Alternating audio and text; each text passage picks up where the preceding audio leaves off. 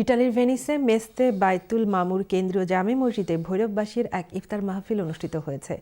Venice থেকে মোহাম্মদ মেজবাউদ্দিন আলালের রিপোর্টে দেখুন বিস্তারিত।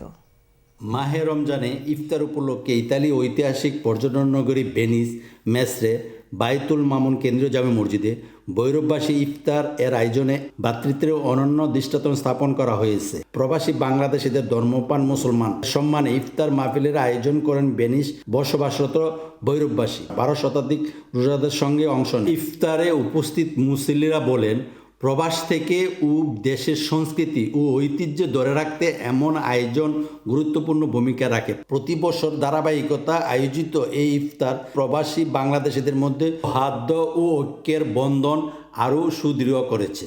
উল্লেখ্য, ভৈরববাসী এই ইফতার আয়োজনটি প্রতি বছরের রমজান মাসে নিয়মিত পালন করে আসছে। ভৈরববাসীর পক্ষ থেকে আব্দুল আল বারি রোনাক, সুলমান হোসেন, মোবারক হোসেন, ভেনিসের সকল সামাজিক, রাজনৈতিক, আঞ্চলিক আমন্ত্রিত সকলকে ধন্যবাদ জানান।